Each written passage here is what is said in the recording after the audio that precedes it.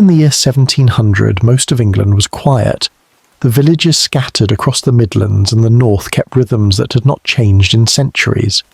Families woke before dawn, they tended animals, they worked strips of land that their fathers had worked, and their fathers before them.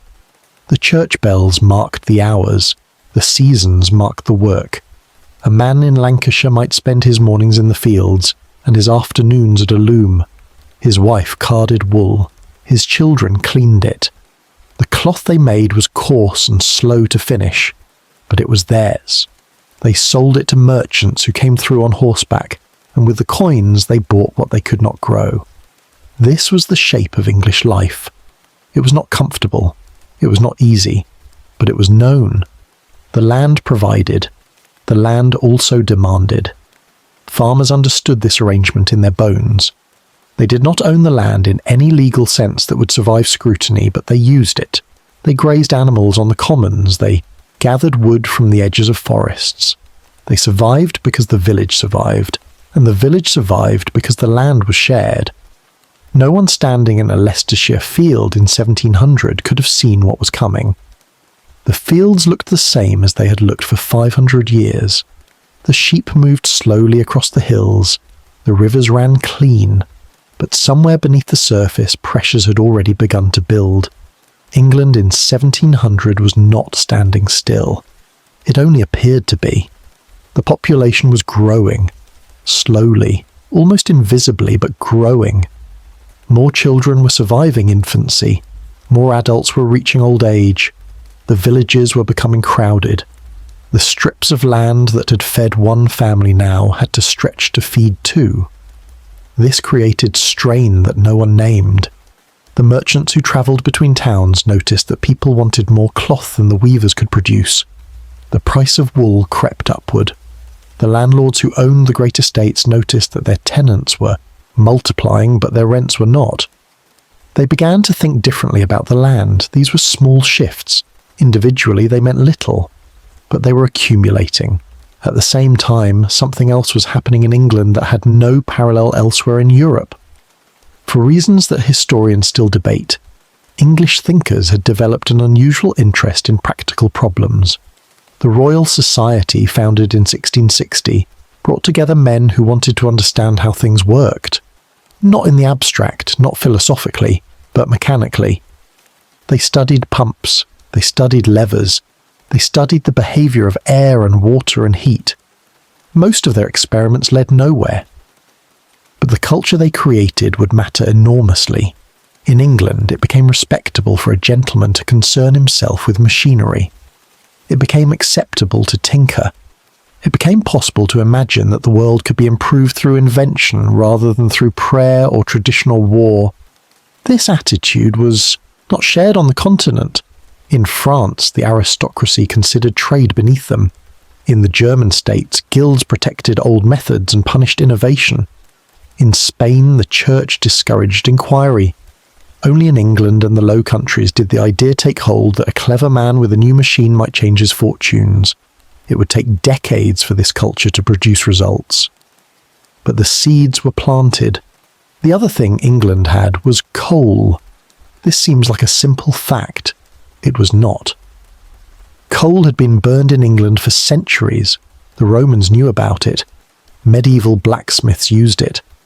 But it had always been a marginal fuel, dirty and difficult to transport, inferior to wood for most purposes.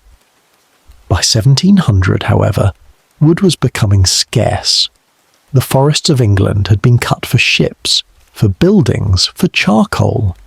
The great woodlands that had once covered the island were shrinking. The price of timber was rising, and people were beginning to look for alternatives. Coal was abundant. Seams of it ran beneath the hills of Northumberland and Durham and South Wales. The problem was getting it out. The shallow deposits had already been exhausted. To reach the deeper seams, miners had to dig down into the earth, and when they did, they encountered water. The mines flooded. This was not a minor inconvenience. Pumping water out of a mine by hand or by horse was slow, expensive, and often futile. Many promising seams had been abandoned because the water could not be controlled. England had coal it could not reach. This problem had been recognised for decades. Many people had tried to solve it. None had succeeded. Then, in 1712, a man named Thomas Newcomen built a machine. Newcomen was not a scientist. He was an ironmonger from Dartmouth, a dealer in tools and hardware. He had no formal education. He could not have explained the physics of what he was doing, but he understood what the mines needed. His engine was crude by any later standard. It used steam to create a vacuum, and the vacuum pulled a piston down, and the piston worked a pump. The whole process was slow and inefficient. Most of the heat from the coal was wasted. It did not matter. The engine worked. It could pump water out of mines faster than the water could seep back in. It could run day and night tirelessly without horses or men to drive it. And it ran on coal, which was exactly what the mines were producing. The first Newcomen engine was installed at a colliery in Staffordshire. Within a decade, they were spreading across the coalfields of northern England. No one celebrated. The engines were expensive to build and expensive to run. They were useful only in very specific circumstances. Most people in England never saw one. But something fundamental had shifted. For the first time in human history, a machine was converting heat into continuous mechanical motion. This had never happened before. Every machine that had ever existed drew its power from water or wind or muscle. The Newcomen engine drew its power from fire. It liberated work from the limits of the natural world. The implications were not immediately obvious. It would take another 60 years for someone to improve the engine enough to matter.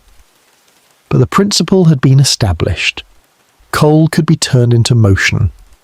While the Newcomen engines pumped water in the north, the textile trade was transforming the economy of the Midlands. England had long exported wool cloth to Europe. The industry was scattered across thousands of villages, organised not in factories but in homes. A merchant would bring raw wool to a village, distribute it to families, return weeks later to collect the finished cloth, and pay by the piece. This was called the putting out system. It had advantages. Workers could set their own hours. Families worked together. The pace was human. It also had limitations. Production was slow. Quality was uneven. A merchant who wanted to increase output had no way to do it except to recruit more families, and there were only so many families with the skills and the equipment. The bottleneck was spinning. It took 4 or 5 spinners working full-time to produce enough thread to keep a single weaver busy. Thread was always in short supply. Weavers often sat idle, waiting for spinners to catch up. Many people recognized the problem. A few tried to solve it. In 1764, a weaver named James Hargreaves built a device that allowed one person to spin multiple threads at once. He called it the spinning jenny, possibly after his wife or daughter. The jenny was simple. It was made of wood. A single worker could operate it in a cottage. It multiplied the output of a spinner by 8, then by 16, eventually by more. It did not require water or coal or any external power source. The jennies spread quickly through Lancashire and Yorkshire. Families who could afford one suddenly found themselves producing far more thread than before. The weavers were supplied. The merchants were pleased. For a brief moment it seemed like the jenny had solved the problem without disrupting the old way of life. That moment was very brief. The jenny was limited. Its thread was soft and weak, suitable only for the weft of a fabric. The stronger thread needed for the warp still had to be spun by hand or imported from India. A few years after Hargreaves built his jenny, a man named Richard Arkwright built something different. Arkwright was a wig maker and barber from Preston. He had no technical training. He may not have invented the machine that bore his name. The historical record is unclear, and Arkwright was known to exaggerate his own contributions. What he certainly did was build a spinning machine that worked differently. His water frame, as it came to be called, used rollers to draw out the fibres before twisting them. The result was thread that was strong enough to serve as warp. For the first time, English manufacturers could produce an all-cotton fabric. without relying on imports, but the water frame could not be operated by hand. It required power that no human arm could provide. Arkwright harnessed it to water wheels, which meant the machines had to be installed beside fast-moving streams. This changed everything. A spinning jenny could fit in a cottage. A water frame could not. Arkwright's machines had to be gathered together in large buildings near sources of water power. Workers had to come to the machines rather than the machines going to the workers. The factory was born. Arkwright built his first mill at Cromford in Derbyshire in 1771. The location was chosen for its stream, which ran fast and reliable through a narrow valley. He built housing for his workers. He established rules and schedules. He ran the mill for as many hours as daylight and candlelight allowed. Within a few years, Cromford had several hundred workers. Within a decade, Arkwright had mills across the Midlands. He became one of the richest men in England. He was knighted in 1786. Other manufacturers followed his example. The river valleys of Lancashire and Derbyshire and Yorkshire began to fill with mills. The sound of machinery echoed off the hillsides. The streams that had once run clear began to carry waste. The villages nearby were transformed. Families who had once worked in their own homes, on their own schedules, now walked to the mills before dawn. They worked until dark. They worked to the rhythm of the machines, not the rhythm of the seasons. Many resisted. The hand spinners saw their livelihoods vanishing. The thread they produced could not compete with the output of the mills. A family that had supported itself for generations found that its skills were suddenly worthless. Some smashed the machines. In 1779, a mob destroyed one of Arkwright's mills. Soldiers were called. The leaders were arrested. The mills were rebuilt. The destruction accomplished nothing. The machines were more profitable than the workers. A factory. Owner who lost a mill could build another. A hand spinner who lost her trade had nothing left. This was the logic of the new system. It was impersonal. It was implacable. It recognized no claim except efficiency. The workers learned, slowly and painfully, that they could not stop what was coming. While the spinning mills multiplied, another transformation was occurring in the English countryside. For centuries, the agricultural system had been based on shared land. Villages were surrounded by open fields, divided into strips that different families farmed. Beyond the fields lay commons, where anyone could graze animals or gather fuel. This arrangement was inefficient. The strips were too small for experimentation. The commons were overgrazed. New farming techniques could not be adopted because no single farmer controlled enough land to implement them. The landlords knew this. They also knew that wool prices were rising, that grain prices were rising, that there was money to be made from land that was used properly. Beginning in the early 18th century and accelerating after 1750, Parliament began passing enclosure acts. These acts allowed landlords to consolidate the scattered strips into unified farms. They abolished the commons. They converted shared land into private property. The justification was improvement. Enclosed land could be drained, fertilized, rotated. It could produce more food per acre. It could support the growing population. This was true. Agricultural output did increase.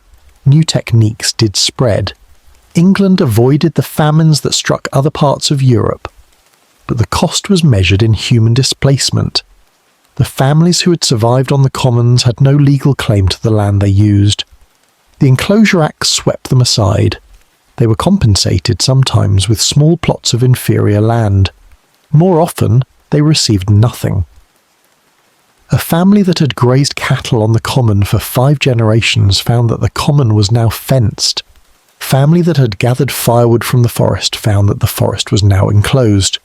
They had no recourse. The law was clear. The landlords had Parliament behind them. The poor had nothing. Some stayed in the villages, working as hired labourers on the farms they had once considered their own. The wages were low. The work was seasonal. The security was gone. Many left. They drifted toward the towns and cities. They arrived with nothing but their labour to sell. They found the mills waiting for them. The enclosures created a workforce. This was not an accident. The factory owners needed hands. They needed people who would accept long hours and low wages and strict discipline. They needed people who had no alternative. The enclosures provided exactly that. A peasant family with access to common land could survive without wages. They could refuse work that did not suit them. They had bargaining power. A family without land had none. They worked in the mills because they had to. They accepted the conditions because they had no choice. They sent their children to work beside them because a single wage was not enough to live on. The old world and the new were connected by dispossession. One fed the other. By 1780, the textile industry was mechanizing rapidly. The spinning mills produced thread in quantities that had been unimaginable a generation earlier. The price of yarn fell.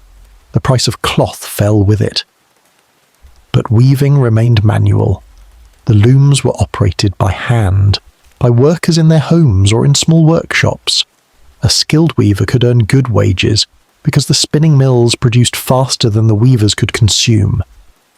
This created a brief golden age for the handloom weavers. They were in demand. They could negotiate their rates.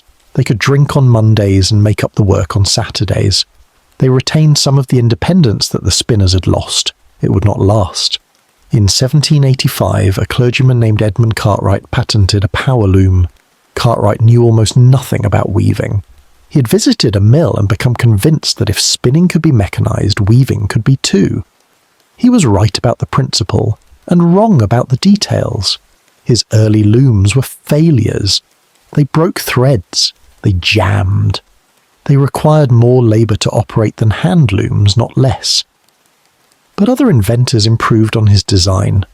By the 1790s, power looms were beginning to work reliably. By the early 1800s, they were spreading through the cotton districts. The hand loom weavers watched their futures close. It happened slowly at first. The power looms were expensive. They were suited only to coarse fabrics. A skilled hand weaver could still produce finer cloth. But the power looms kept improving. Each year they could handle finer thread. Each year they produced more cloth per hour. Each year the price that merchants would pay for hand-woven fabric declined. The weavers did not starve all at once, they starved by degrees. In 1800, a handloom weaver in Lancashire might earn 25 shillings a week. By 1810, the same work paid 15. By 1820, it paid 9. By 1830, less than 6. A family that had lived comfortably found itself in poverty. A trade that had required years to master became worthless. Some weavers tried to fight. They petitioned Parliament. They formed combinations. They broke machines. None of it mattered. The power looms were not destroyed by violence. They were protected by law, by soldiers, by the sheer weight of capital behind them. A weaver who smashed a loom was transported to Australia. The loom was replaced within the week. The handloom weavers entered a long decline that would take a full generation to complete. By 1850 they were gone. They left almost no record. A few parliamentary reports noted their distress. A few reformers wrote pamphlets. The weavers themselves were largely illiterate. Their suffering was experienced in cottages and cellars, not in places where history was written. What remained was the memory of a world that had been swept away. The factories that replaced the cottage workshops were not designed for human comfort. They were designed for machines. The machines needed to be arranged efficiently. They needed to be powered by a single source, whether a water wheel or increasingly a steam engine. They needed to run continuously to justify the capital invested in them. The workers were arranged around the machines. The buildings were long and narrow to maximize the power transmitted from the central shaft. The windows were small because glass was expensive and because too much light could damage the cotton. The air was thick with dust and lint. The machines did not rest. In the early mills, the workday was limited by daylight, but candles extended the hours and oil lamps extended them further, and eventually gas lighting made it possible to run the mills around the clock. Many owners did exactly that. A mill that ran 16 hours earned more than a mill that ran 12. A mill that ran at night required workers at night. The workers who filled these mills were not primarily adult men. Adult men were expensive. They had expectations. They had customs from the old workshop world, customs about pace and independence and Monday drinking that did not suit factory discipline. Women and children were cheaper. A child could be paid a fraction of an adult wage. A child could be made to crawl beneath the machines to collect the loose cotton. A child could be beaten when she fell asleep. The mills filled with children. Some came with their families. A father who took a job in a mill often brought his children with him, because the family needed every wage it could earn. Others came alone. The parish workhouses of London and the southern counties contained thousands of orphans and abandoned children, maintained at public expense. The factory owners saw an opportunity. They contracted with the parishes to take children in bulk, promising to house and feed them in exchange for their labour. These were called apprentices, though they learned no trade. They arrived in cartloads, children as young as 7 or 8, transported from the cities where they had been born to mills in remote valleys where no one would see what happened to them. They worked. They worked 12 hours a day, 14, sometimes 16. They worked until they fell asleep standing up. They were woken by overseers with straps. They were punished for slowness, for mistakes, for disobedience. The machines did not care. The machines kept running. Some children were maimed by the machinery. The spinning mules moved back and forth on rails, and a child who was not quick enough might lose a finger or a hand. The looms had no guards. The shafts and belts that transmitted power were exposed. There were no records of injuries. There was no requirement to keep them. Some children died. They died of accidents, of exhaustion, of diseases that spread through the crowded dormitories. They were buried in unmarked graves. The system continued. It continued because it was profitable.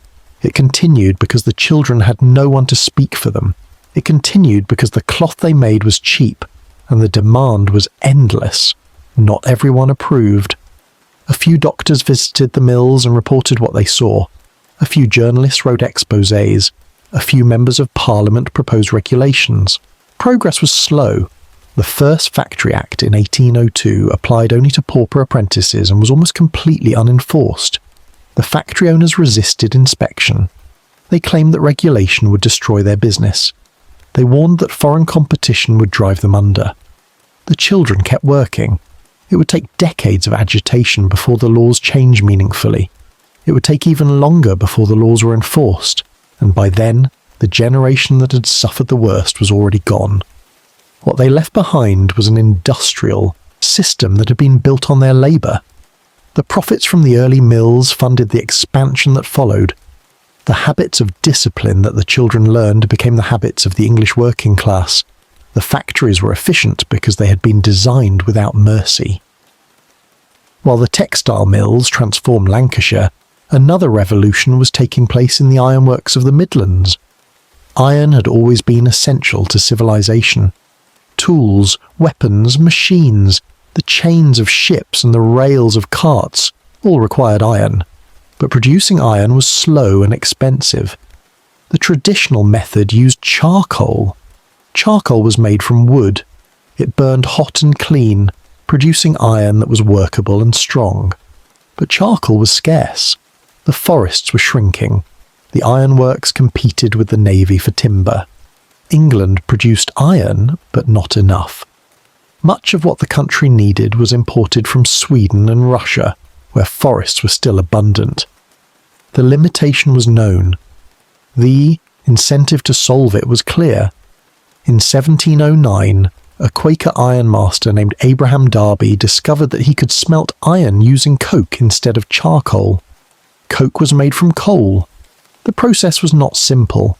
Raw coal contained impurities that contaminated the iron. Darby found that by partially burning the coal first, he could remove the worst of the impurities and produce a fuel that worked. He kept the method secret. For decades, the Darby family smelted iron with coke at their works in Colebrookdale, Shropshire, without competitors. They did not patent the process, perhaps because they could not have enforced a patent. perhaps because secrecy served them better. Other ironmasters eventually learned. By the 1750s, coke smelting was spreading. By the 1780s, it had become standard. The link between iron production and the shrinking forests was broken. England could now make as much iron as it had coal to fuel. It had a great deal of coal, the ironworks expanded, the price of iron fell, the uses of iron multiplied. Machines that had been made of wood were remade in iron. Bridges that had been made of stone were remade in iron. The first iron bridge in the world was built at Coalbrookdale in 1779, spanning the Severn Gorge. It still stands. But iron was not the final word. Iron was strong in compression, weak in tension. It was heavy. It was brittle. For many purposes, something better was needed. That something was steel. Steel had been known for centuries. It was iron with a precise amount of carbon added, making it harder and more flexible than ordinary iron. But producing steel was laborious. Each batch had to be made in small quantities by skilled craftsmen. Steel was used for swords, for springs, for cutting edges. It was far too expensive for bulk applications. This would change, but not within the 18th century. For now, iron was enough. Iron was enough to build the machines. Iron was enough to build the engines. Iron was enough to lay the tracks of the first crude railroads, which began appearing in the collieries and ironworks drawn by horses carrying coal and ore. The iron was carried by canals. The English canal system was another quiet revolution, one that made all the others possible. Before the canals, bulk goods moved by water where water was available, and by pack horse where it was not. Water was cheap. Pack horses were expensive. A single barge pulled by one horse could carry as much as 50 pack horses. A canal where no river ran could transform the economics of an entire region. The first modern canal was built in 1761, commissioned by the Duke of Bridgewater to carry coal from his mines at Worsley to the city of Manchester. The distance was only 10 miles, but the canal cut the price of coal in Manchester by half. Other landowners noticed. A canal boom followed. Across the Midlands and the North, investors funded canals to connect mines to markets, factories to ports. The routes were surveyed, the locks were engineered, the navvies, as the canal diggers were called, moved from project to project, living rough, working hard, carving channels through the English countryside. By 1800, England had over 2,000 miles of canals. The canals knit the country together. They made it possible to move coal cheaply to places that had no coal. They made it possible to move finished goods cheaply from the factories to the ports. They made the Industrial Revolution logistically feasible. Without the canals, the factories would have been isolated. The coal would have stayed in the ground. The iron would have piled up at the works. The canals came first. They would later be superseded by railroads, and the railroads would be forgotten as anything but quaint remnants. But in the late 18th century, the canals were the arteries of the new economy. The transformation of England required one more element, one that was less visible than the machines but just as important. It required capital. The spinning mills cost money. The ironworks cost money. The canals cost enormous sums. Someone had to provide the funds, and someone had to organise the investments. England had developed, over the preceding centuries, a financial system that was uniquely suited to this task. The Bank of England, founded in 1694, provided a stable currency and a mechanism for government borrowing. The stock market, centred on Exchange Alley in London, allowed shares in enterprises to be bought and sold. The country banks, scattered across the provinces, collected savings from farmers and merchants and lent them out to manufacturers and builders. Money could flow. An entrepreneur in Manchester with a good idea but no capital could find investors in London. A landowner in Shropshire with coal beneath his fields could raise funds to sink a mine. This was not true elsewhere. In France, the financial system was chaotic, prone to speculation and collapse. In the German states, the fragmentation of political authority made large-scale investment difficult. In Spain and Italy, the church and the aristocracy hoarded wealth rather than deploying it. Only in England and the Netherlands had capital markets matured enough to fund industrial development. The English system was not without flaws. It was prone to bubbles. It rewarded insiders and punished outsiders. It concentrated wealth in the hands of those who already had it.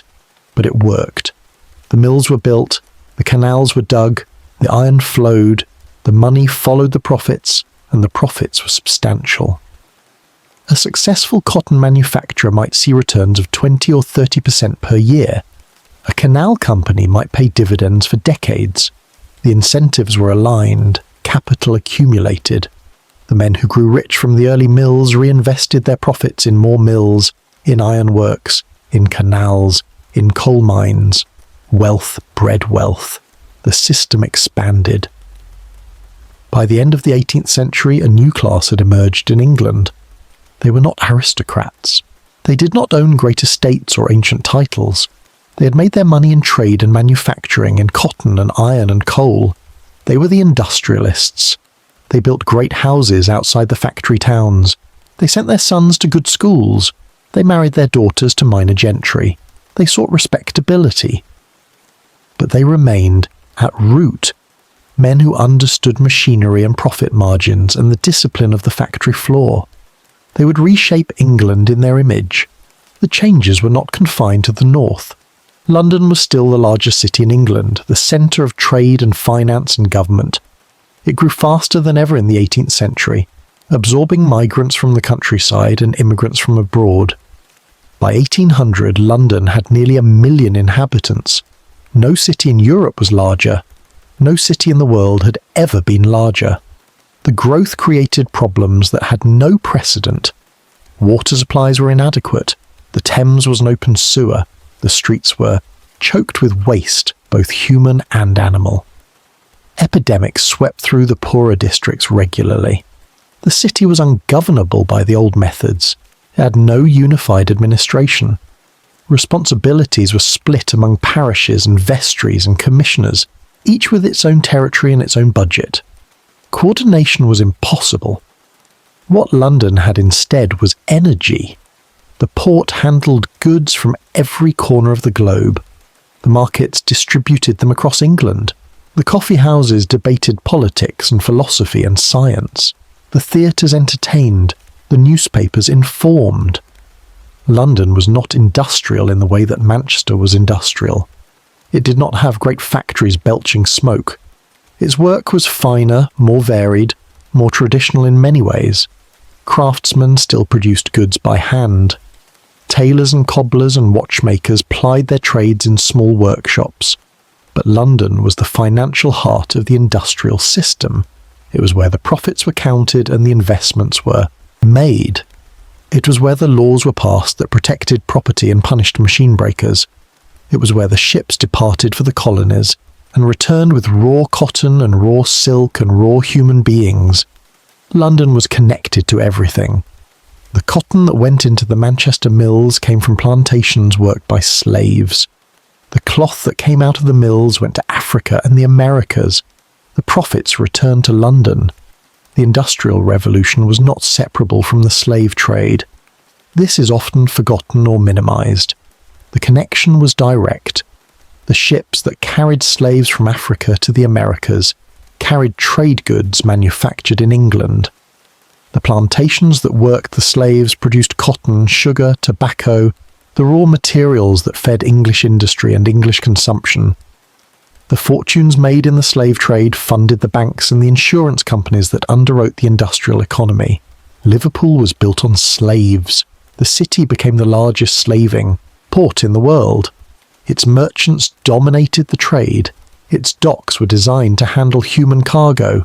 Its churches were funded by slavers' money.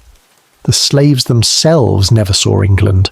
They were transported from the coast of Africa to the coast of Brazil, to the islands of the Caribbean, to the plantations of Virginia and the Carolinas. They lived and died in places an Englishman might never visit. But the wealth they produced flowed back. It flowed into banks and into mills, and into the great houses of merchants who never saw a slave but profited from their labour. The cotton that powered the early textile industry came almost entirely from plantations in the West Indies and, increasingly, from the American South. The fibre was grown by enslaved workers, harvested by enslaved workers, baled and shipped by enslaved workers. A spinner in Lancashire might not know where her raw material came from. She knew only that it arrived at the mill, that she processed it, that she was paid for her work. The system concealed its own foundations. It was designed to conceal them. The merchants and manufacturers who profited did not want to think about slavery. They did not want their customers to think about it. They spoke of trade and improvement and the wealth of nations. They did not speak of the whip. Some did.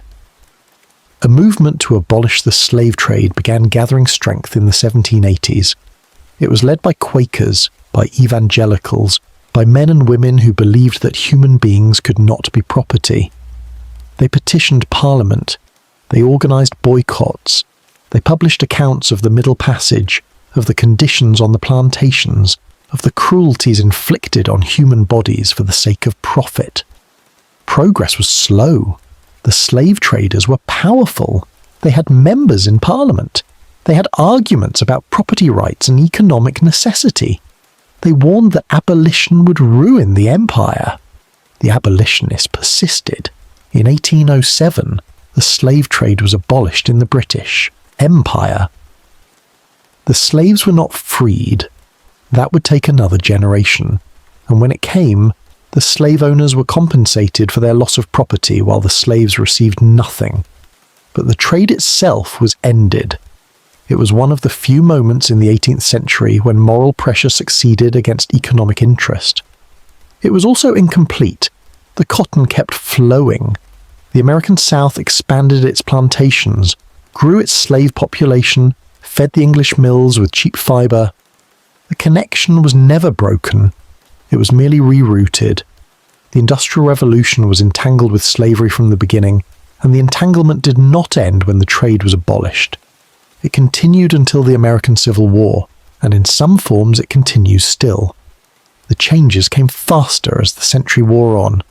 In the 1760s there were a handful of spinning mills.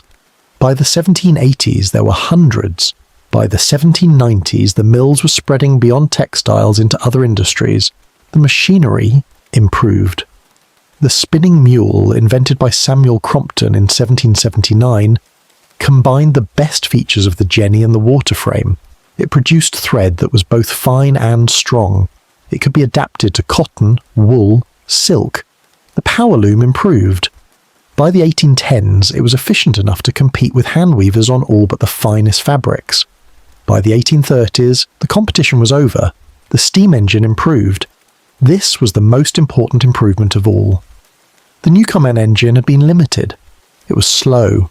It was wasteful. It could pump water, but it could not power machinery efficiently. James Watt changed this. Watt was a Scottish instrument maker who was employed by the University of Glasgow. In 1763, he was asked to repair a model Newcomen engine. He noticed how much steam the engine wasted. He spent years developing improvements. His key innovation was the separate condenser. Instead of cooling the cylinder to condense the steam, then reheating it, he kept the cylinder hot and condensed the steam in a separate vessel. This doubled the efficiency of the engine. It also created new possibilities.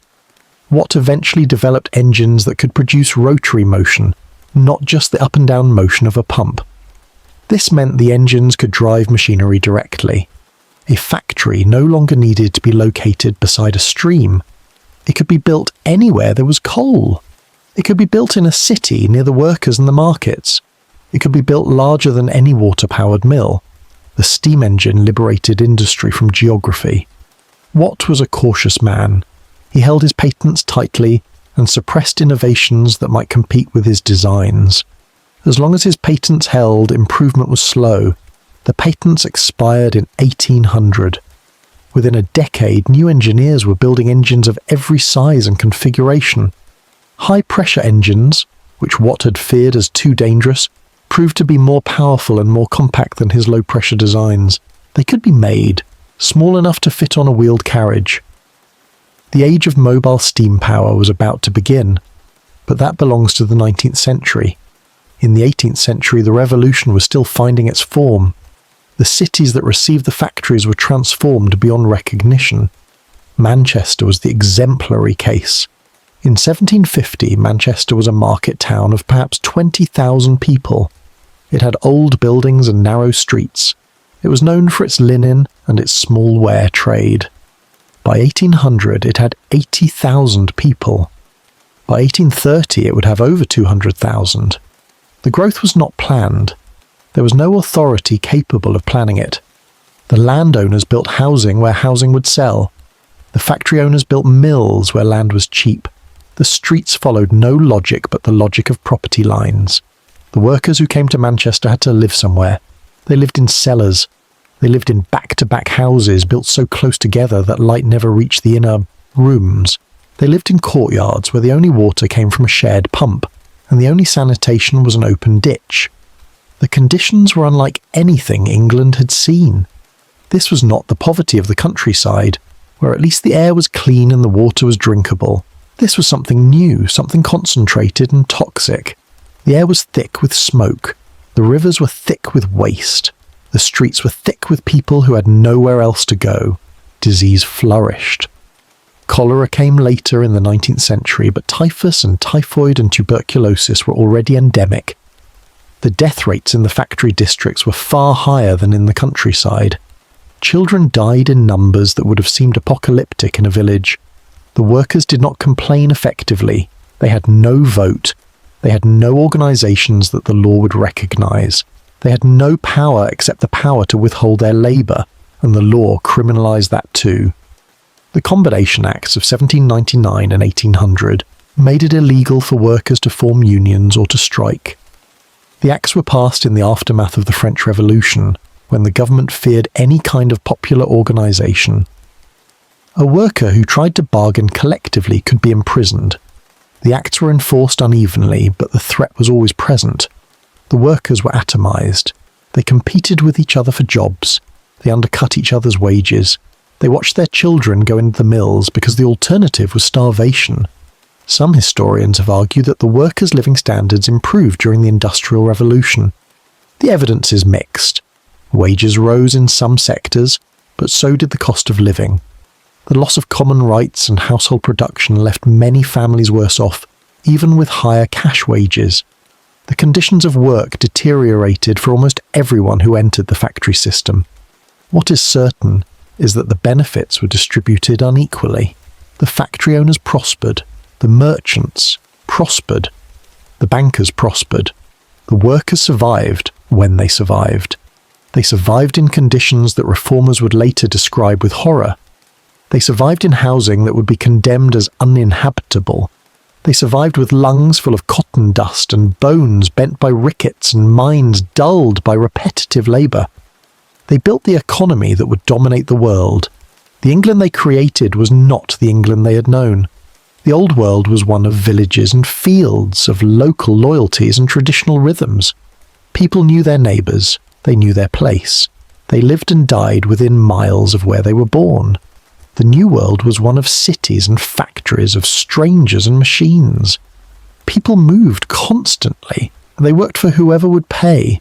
They lived in places that had not existed a generation before. The transition was not complete by 1800. The majority of English people still lived in the countryside. Agriculture still employed more workers than manufacturing. The village church still marked the centre of most communities.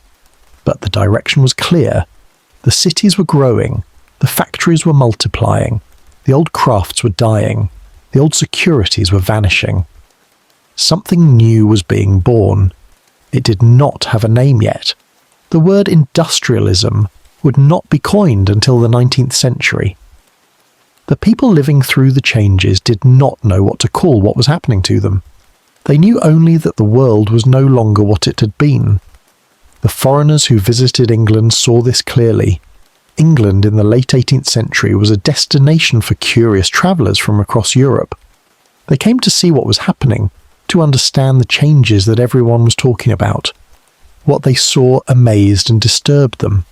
A French visitor in the 1780s described Manchester as a kind of hell, dark and smoky and relentless. A German visitor described the discipline of the factories as something new in human experience, a subjection of the human body to mechanical time that had no precedent. They recognized that they were seeing the future. What was happening in England would spread. The machines could be copied, the techniques could be learned, the capital could be accumulated elsewhere. But England had a head start. It had been transforming itself for decades while other countries remained agricultural. It had developed skills and institutions and habits that could not be quickly replicated. The gap would persist for a generation, 2 generations, even longer. During that time, England would dominate global trade. Its cotton would clothe the world. Its iron would arm the world. Its coal would power the world. The navy that protected this trade was built of oak and sail, not steam and iron. But that too was changing. The first experiments with steam-powered boats were already underway. The first proposals for steam-powered railways were being discussed. The technologies that would define the 19th century were gestating in the workshops and the drawing rooms of late 18th century England. The revolution was not ending, it was only beginning, but the foundation had been laid. The mills were running, the engines were pumping, the canals were carrying coal, the iron was flowing, the cities were growing, the old world was dying. All of this happened within a single human lifetime. A man born in 1720 might have spent his childhood in a village that had not changed in centuries. He might have spent his youth working a loom in a cottage, at his own pace, with his family around him. He might have spent his old age watching his grandchildren walk to factories, watching smoke rise over fields that had been green, watching a world he did not recognize take shape around him. He might have died wondering what had happened. He might have died before anyone could explain it. The explanations came later. The economists and the historians and the social critics came later, with their theories and their frameworks and their judgments. Adam Smith published The Wealth of Nations in 1776. It was a book about commerce and competition, about the division of labour and the accumulation of capital. It described the forces that were transforming England, though Smith himself was more interested in trade than in manufacturing. The book became famous. It became foundational. But Smith was describing a world that was already changing faster than his analysis could capture. The factories he mentioned were small and few. The steam engines he mentioned were curiosities. The transformation he witnessed was only beginning. His followers would apply his ideas to an industrial world that he had only glimpsed. Other thinkers drew different conclusions. Thomas Malthus, writing at the end of the century, worried about population growth outstripping food supply. He saw the crowded cities and the multiplying poor, and he predicted catastrophe. He was wrong about the catastrophe. Agricultural productivity increased faster than he expected. The famines he predicted did not come to England. But his fears shaped policy for generations. His ideas justified harsh treatment of the poor on the grounds that charity only encouraged them to breed. The workers who suffered didn't need Malthus to explain their suffering to them. They experienced it directly. They experienced it in their bodies and in their families and in the death of their children. Some of them began to organize. The Combination Acts could not prevent all collective action. Workers found ways to communicate, to coordinate, to resist. They formed friendly societies that were technically legal. They held meetings that were technically social. They developed a culture of solidarity that would survive the repression.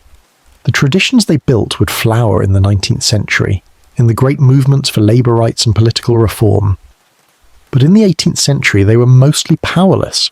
They watched the world change around them. They adapted as best they could. They survived. Those who survived. What they left behind was not victory but endurance. The England of 1800 was profoundly different from the England of 1700. The differences could be measured in statistics. The population had nearly doubled. The output of cotton cloth had increased 100-fold.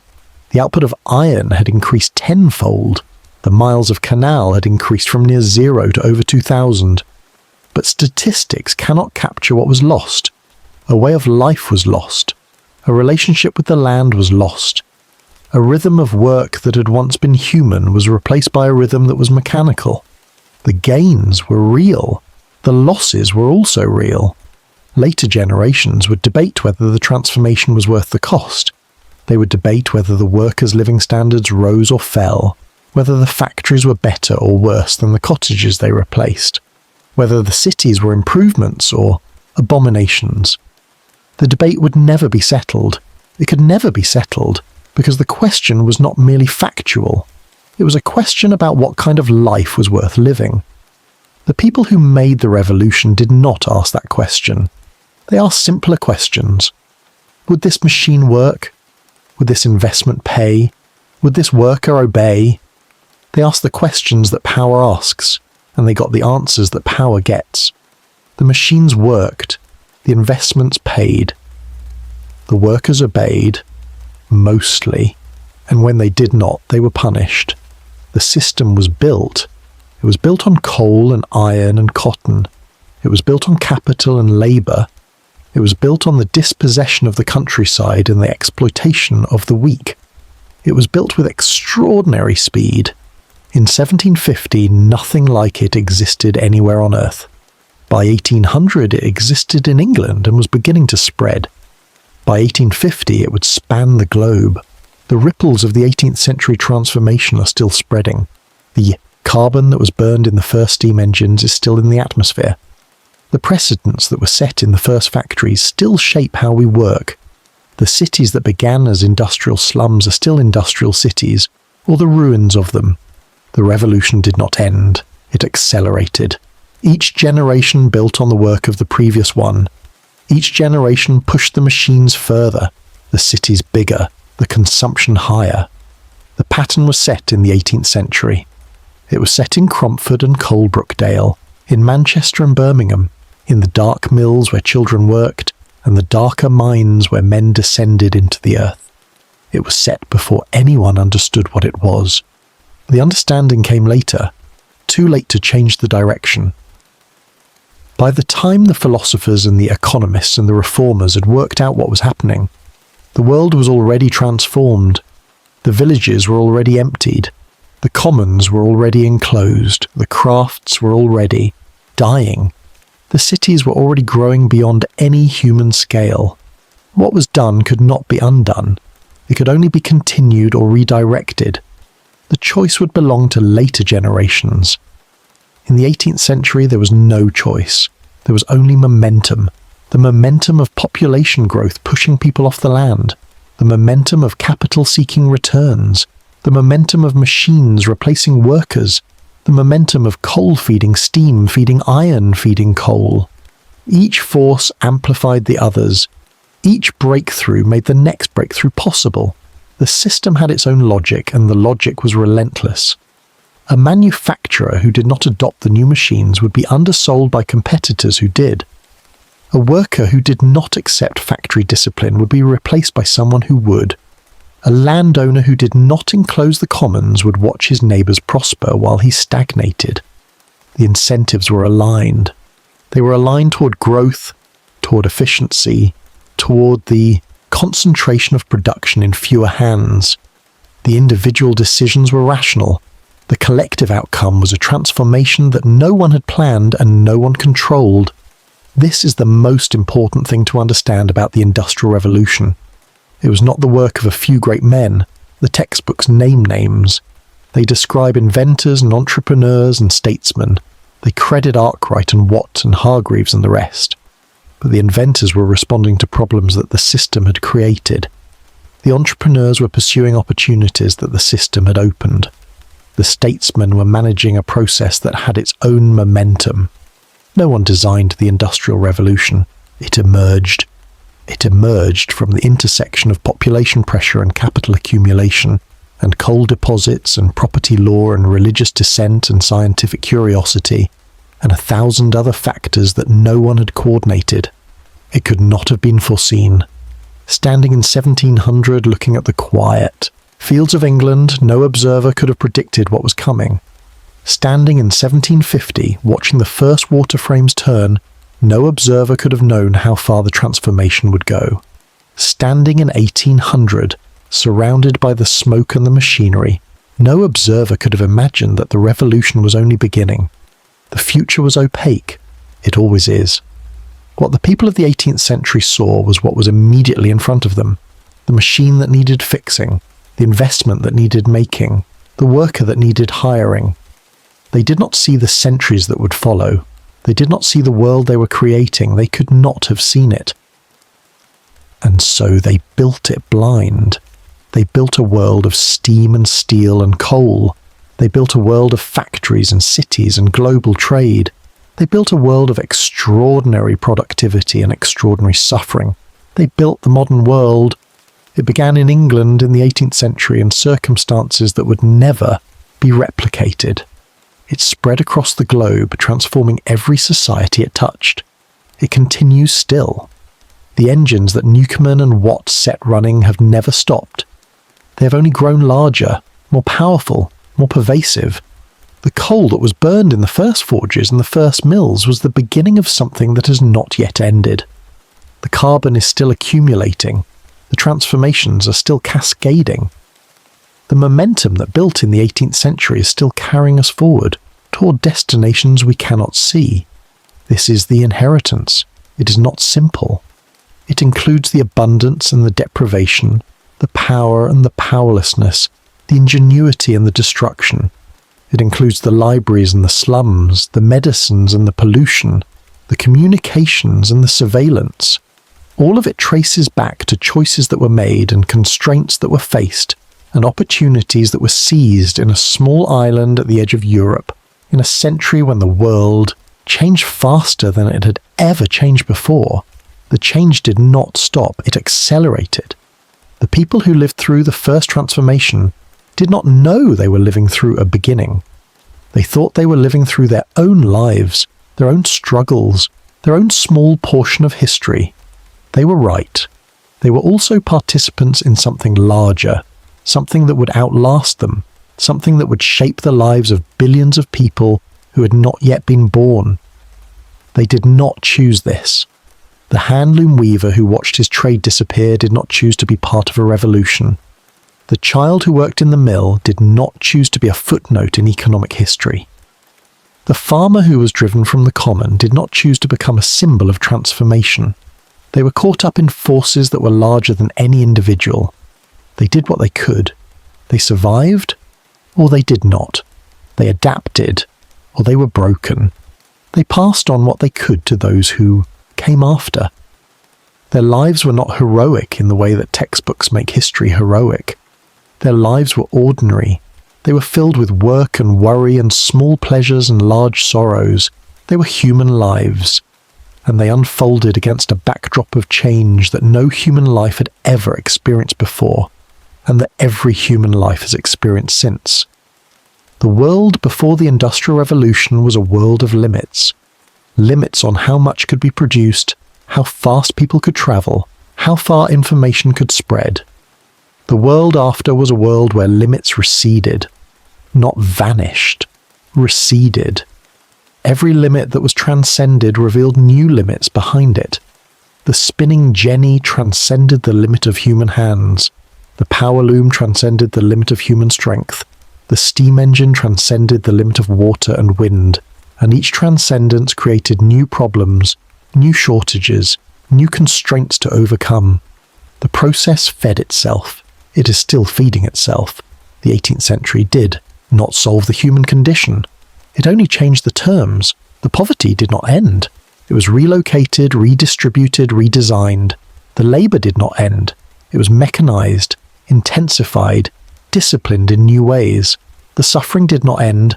It took new forms, concentrated in new places, fell on new populations. What ended was a certain kind of stability. The stability of the village, the stability of the craft, the stability of knowing that your children would live as you had lived. That stability was broken. It has never been restored. The people of the late 18th century felt this breaking even if they could not name it. They wrote poems about lost innocence. They painted landscapes that were already vanishing. They mourned the death of merry England even as they built industrial England on its grave. The nostalgia was premature. The transformation had only begun. But the sense of loss was real. Something had been lost. Something that could not be recovered. The debate about whether the loss was worth the gain would last for centuries. It is still going on. Every generation reweighs the balance.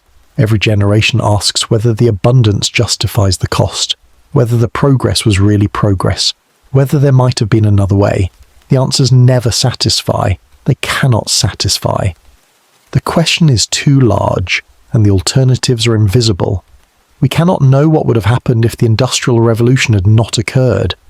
We cannot know what England would look like if the commons had not been enclosed, if the factories had not been built, if the steam engines had not been set running. We can only know what did happen. The villages emptied, the cities grew, the machines multiplied, the coal burned, the iron flowed, the cotton was spun and woven and shipped to every corner of the earth. A world was built. It is the world we live in. It bears the marks of its origins. The inequalities that were established in the 18th century persist in new forms. The patterns of extraction that were developed then persist in new geographies. The logic of growth that was set in motion then continues to drive our economies and our politics and our disasters. The past is not past. It is embedded in everything we see and everything we do. The factory system that was built in Lancashire shaped the factories of New England and the factories of Guangdong. The financial system that funded the mills funds the corporations. The logic that drove the enclosures drives the dispossessions. The chains stretch forward from the 18th century to the present moment. They are not visible unless you look for them. When you look, they are everywhere. The 18th century is not over. It is still unfolding. The forces it set in motion have not exhausted themselves. They are still transforming the world, still reshaping landscapes and societies and atmospheres, still creating abundance and scarcity in new configurations. The revolution continues. It continues in the server farms and the container ships and the rare earth mines. It continues in the cities that are growing and the forests that are shrinking and the ice caps that are melting. It continues because the logic that drove it then still drives it now.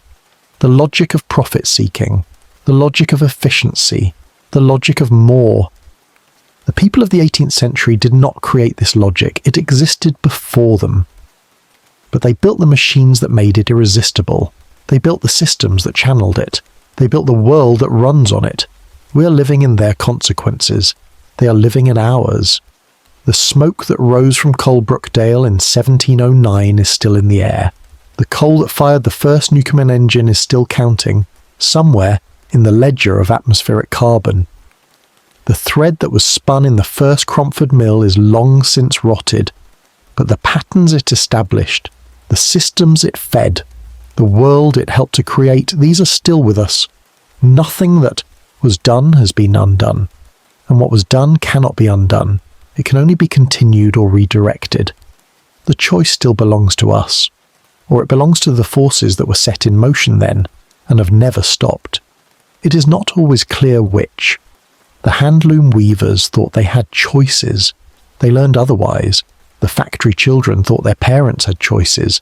They may have been wrong. The question of agency, of who decides and who is swept along, was as unclear then as it is now.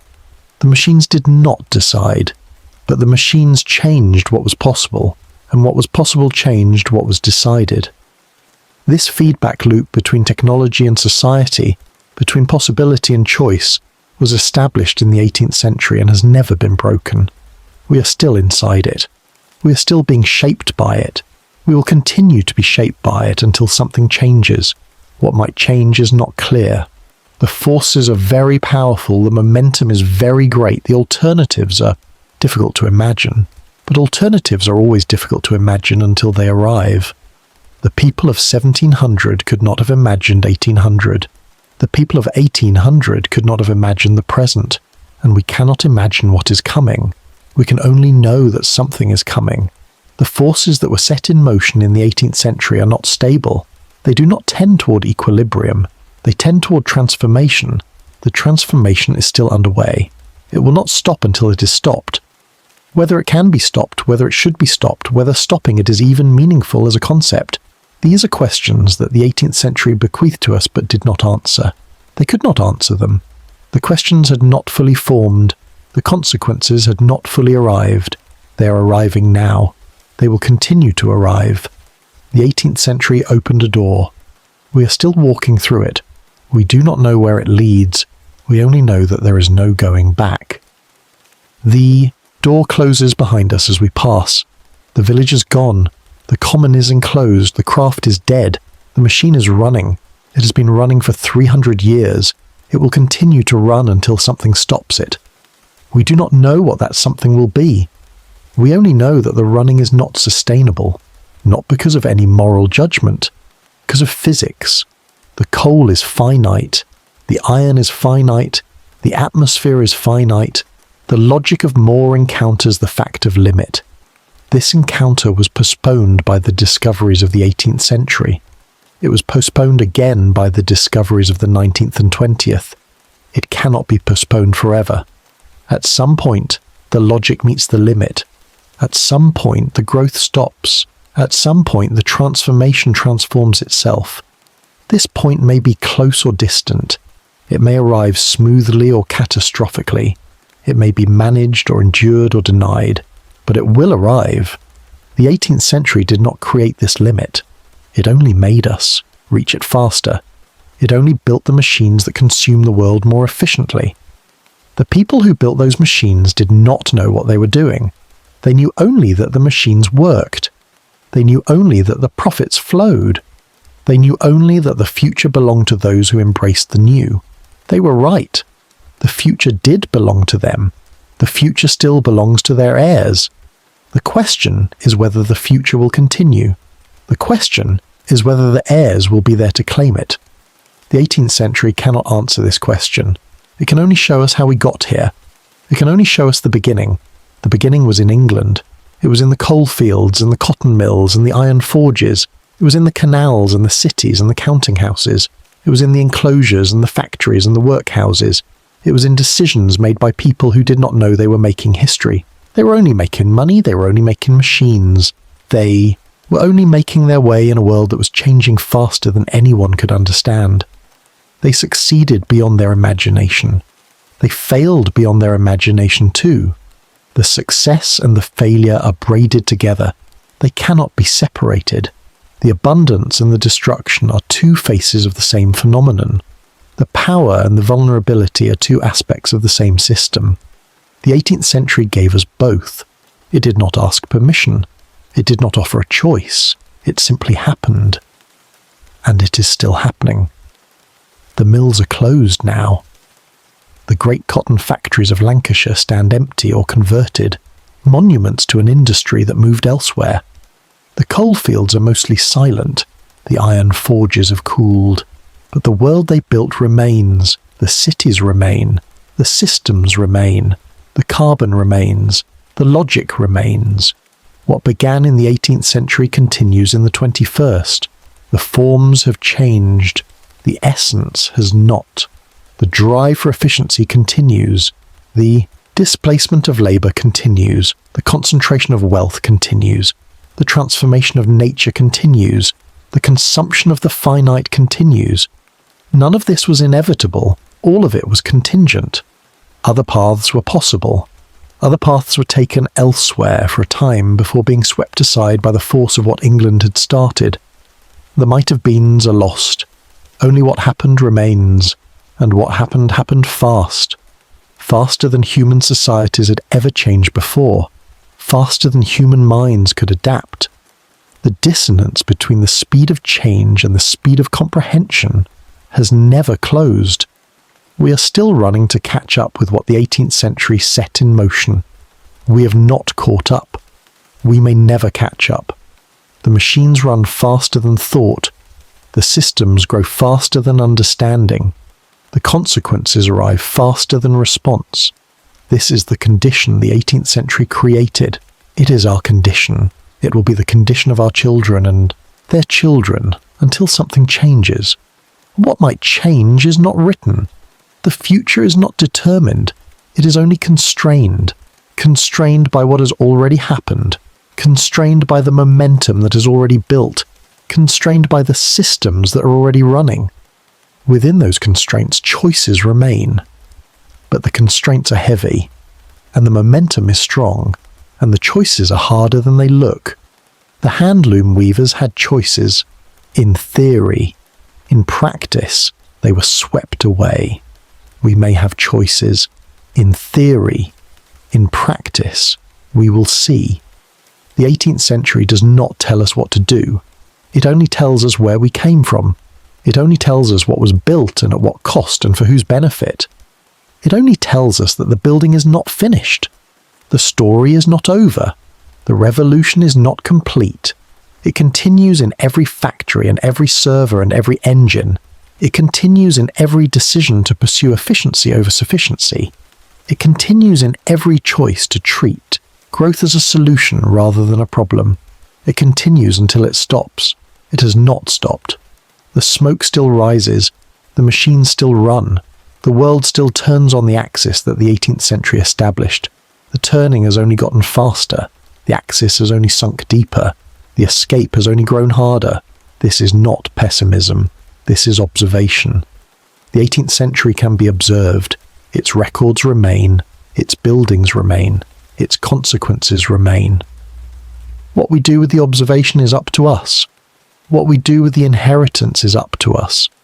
But we cannot do anything until we see clearly what was inherited, until we see clearly what was built and how and why, until we see clearly that the revolution was not a moment but a process that is still underway, a process that we are part of whether we know it or not, whether we choose it or not. The choosing happened long ago. The choosing happened in the coal fields and the counting houses of 18th century England. The consequences were distributed across time. They landed on us. They will land on those who come after. The distribution is not fair. It was never fair. The people who made the choices did not bear the costs. The people who bear the costs did not make the choices. This is the structure of the system. It was built into it from the beginning. The factory owners prospered. The factory children suffered. The investors gained. The weavers lost. The present enjoys the abundance. The future inherits the debt. The debt is not only financial, it is ecological. It is atmospheric. It is written in ice cores and temperature records and extinction rates. The 18th century did not know it was writing this debt. It was only doing what seemed profitable, what seemed efficient, what seemed progressive. The debt accumulated anyway. It is still accumulating. The interest is compounding. The reckoning is approaching. When it arrives, the 18th century will not be there to answer for it. Only we will be there. Only we and those who come after. We will have to answer questions that the 18th century did not ask. We will have to solve problems that the 18th century created but did not recognize. We will have to live in a world that the 18th century built but did not imagine. This is the inheritance. It cannot be refused. It can only be accepted and managed and perhaps transformed. The transformation will be hard. The transformation will be resisted. The transformation will require confronting forces that have been building for 3 centuries. But transformation is what the 18th century taught. It taught that the world can change. It taught that the world can change faster than anyone expects. It taught that the world can change in directions that no one foresees. This is the one hopeful lesson of the Industrial Revolution. If the world could change so dramatically then, it can change again. If the systems that seemed permanent in 1700 could be swept away, the systems that seem permanent now can be swept away too. The question is only what direction the change will take. The question is only who will direct it, and toward what ends. The question is only whether the transformation will be chosen or suffered. The 18th century did not choose its transformation. It stumbled into it. It followed the incentives. It pursued the profits. It reacted to the pressures. It did not see where it was going. We might do better, or we might not. The forces are strong, the vision is limited, the time is short. But the possibility remains. The possibility remains because nothing is determined, because the future is not written, because even the strongest momentum can be redirected by forces that have not yet emerged. The 18th century did not know that steam engines were possible until they existed. We do not know what is possible until it exists. Something will exist that does not exist now. Something will change that seems unchangeable. This is the only certainty. The rest is effort and luck and time. The 18th century had effort and luck and time. It used them to build what it built. We have effort and luck and time. We will use them to build what we build. What we build will be judged by those who come after, just as we judge what the 18th century built. The judgment will not be simple. It will not be fair. It will be made by people who did not share our constraints or our knowledge or our fears. It will be made by people who will have their own constraints and knowledge and fears. They will not understand us fully, just as we do not understand the 18th century fully. But they will inherit what we leave, just as we inherited what the 18th century left. The inheritance is the only form of communication across time. It is imperfect. It is all we have. The 18th century left us machines and systems and cities and debts. We will leave something. What we leave is not yet decided. It is being decided now. In every factory and every boardroom and every legislature, in every choice about energy and labour and growth, in every decision about what to build and what to tear down, the decision is distributed. No one controls it. Everyone participates. The outcome will be the sum of 1 billion choices, most of them small, most of them invisible, most of them made without awareness of their consequences, just like the 18th century. The people then did not know they were building the modern world. They were just living their lives. We are just living our lives and building the future we cannot see, the future that will judge us, the future that starts now. In the fields that are being cleared, in the engines that are running, in the carbon that is rising, in the systems that are humming, in the choices that are being made right now, everywhere, by everyone, all the time. The 18th century began this way. It began with choices that seemed small.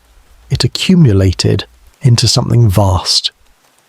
The 21st century is accumulating too, into something we cannot yet name, something that will bear our mark, whether we want it to or not. This is the condition. This is the inheritance. This is the revolution that never ended. It continues. It continues in us. It continues through us. It continues beyond us, into a future we cannot see, a future that is being built on foundations we did not lay, foundations laid in the 18th century, in England, in the coalfields and the cotton mills, in the iron forges and the canals, in the decisions of people who are long dead but whose choices are still shaping the world, still shaping us, still shaping what comes next. The smoke rises, the machines run, the future approaches, and the 18th century watches silently from its place in the past, waiting to see what we do with what it gave us.